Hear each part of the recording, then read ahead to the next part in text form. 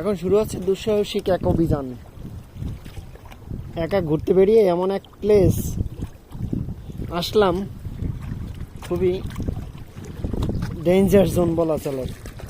আমাকে কেউ সেভ করবে এরকমের কোনো ট্র্যাপে যদি পড়ে যাই, আই ডোন্ট নো। শুধু সাহস পাচ্ছি, একটা ভাই দেখা যায় জাপানিজ নিহানজিন, ও ফিশিং করতেছে প্লাস ভিডিও করতেছে। ওর দেখা দেখে আমি নেমে পড়লাম। জানা নেই শোনা নেই, আশেপাশে কেউ যে হেল্প হেল্প, ওরা হেল্প মানেও বুঝবে না, এমন একটা জাতি ওরা। ইয়েস আর নো সিম্পলি এই ওয়ার্ডটা ওরা ইউজ করে না।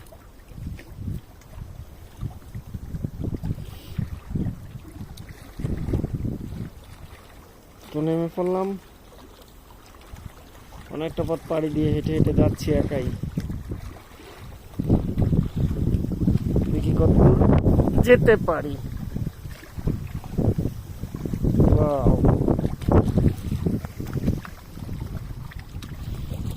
নেক্সট কোথায় কিভাবে যাব? এখন তাপমাত্রা চলছে মাইনাস না হলো 2-3। এখন যদি পড়ে যাই, সে বাসায় যেতে যেতে আমি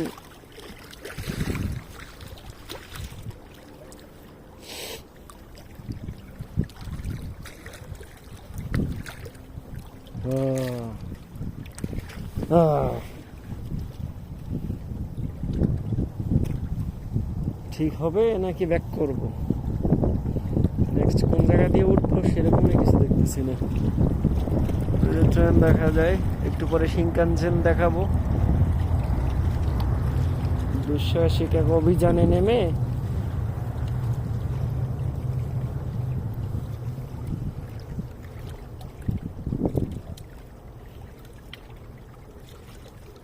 মানে 100% মনোযোগ থাকতে হবে। একটু মনোযোগ বিচ্ছিন্ন হলেই আমি আমার মোবাইল সহ ট্র্যাপে পড়ে যাব।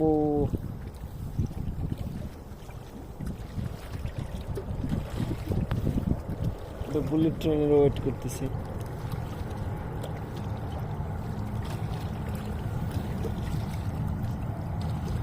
নিজেকে একটু প্রদর্শন করি আর কি, স্মৃতিপটে।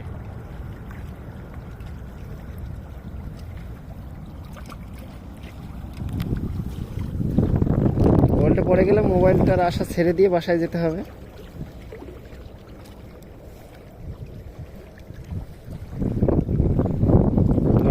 মোবাইল আমি পড়ে গেলেও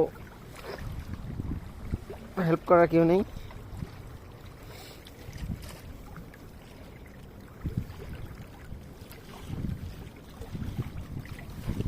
বিষয়টা হচ্ছে, একজন থাকলে এতটা রিস্ক মনে হতো না, টোটালটাই একা, এই জন্য একটু রিস্ক মনে হচ্ছে।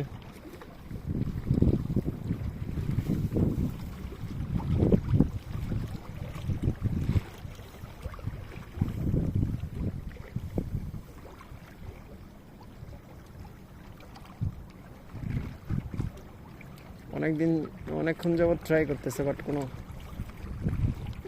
মাছ কি শিকার করতে পারলো কিনা সেটাই দেখতে পাচ্ছি না।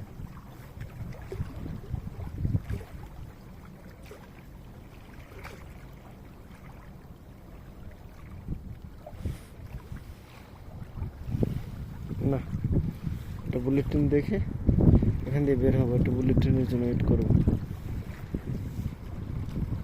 মোটামুটি ভালোই মজা পেয়েছি, ফুললি কনসেন্ট্রেশন দেয়া লাগছে।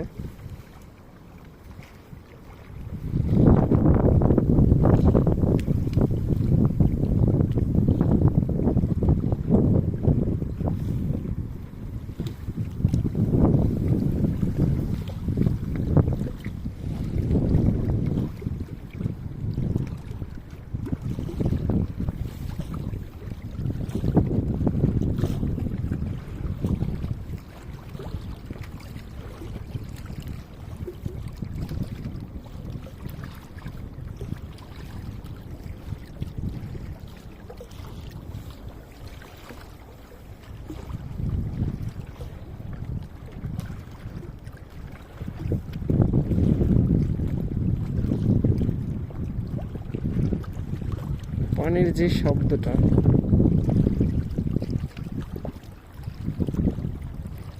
এটা একটা কনক্রিটের তৈরি যে কোনো একটা স্ট্রাকচার, মানে পাড় ভাঙা থেকে এদের একটা প্রতিরোধ গড়ে তুলছে। বাট এই কংক্রিটের বিপরীতে যদি এখানে কাঠের দেয়া অথবা অন্য কোনো ম্যাটেরিয়ালস দিয়ে তৈরি একটা বাঁধ ভাঙার প্রতিরোধক তৈরি হতো, তখন কি এই পানির শব্দটা এরকম হয়তো? এরকম একটা মানে প্রশ্ন আসতে পারে, হয়তোবা প্রশ্নটা হাস্যকর কিন্তু যুক্তিযুক্ত কিনা। যেমন এখানে এখানে নদীর পাড়টাকে, মানে যাতে নদীর স্রোতে ঢেউয়ের পার না ভাঙে, এ কারণে এটা একটা প্রতিরোধ গড়ে তোলা হয়, অর্থাৎ এটার প্রোটেকশন দেওয়ার জন্য কংক্রিট তৈরিটা। কিন্তু এখানে কংক্রিটের বিপরীতে অন্য কোনো ওয়েতে যদি এদের প্রতিরোধ গড়ে তোলা হইতো, তখন কি পানির যে এই যে ঢেউ বলা চলে অথবা স্রোত বলা চলে, স্রোতে এসে তাদের ঘর্ষণের ফলে যে এখন আমরা শব্দটা পাচ্ছি, এই শব্দটা কি অন্য শব্দ হইতে পারত?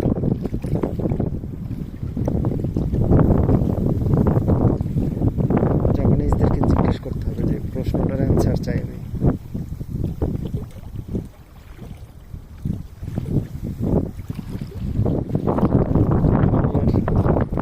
মনোযোগ স্থির রাখতে পারতেছি না, কখন আসবে ট্রেন? অতিথি পাখি প্রশান্ত মহাসাগরে চলে যায়।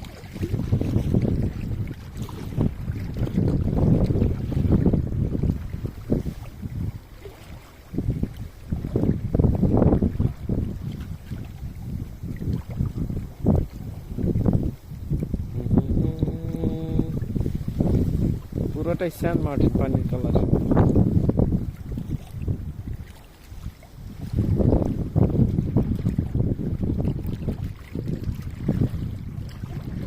এখন ভয় লাগে না, বাট এখন কেন ভয় বেড়ে যাচ্ছে?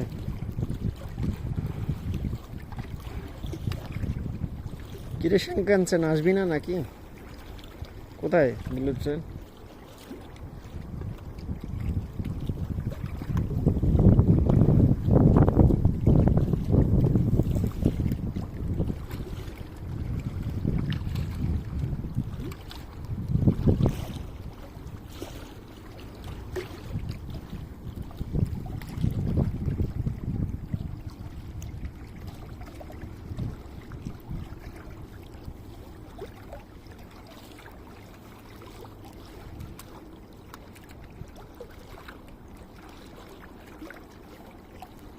আগুনের ধর্ম যদি হয় সব পুড়িয়ে ছাই করে দেয়া, নদী ধর্ম কি তাহলে?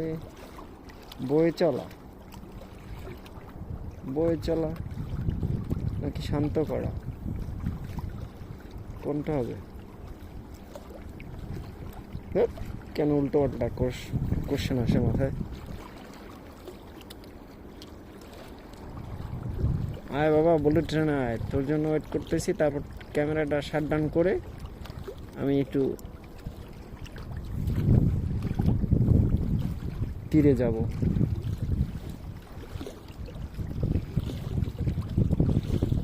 নাকি ওই পার দিয়ে যায় আমি টের পাচ্ছি না, একটু এলে তো দেখতে পাবো।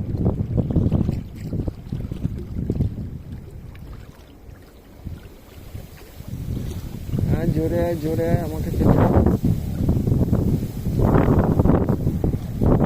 এটা তো বুলেট ট্রেন না, এটা তো অন্য ট্রেন। তুই বুলেট ট্রেন কই বাবা?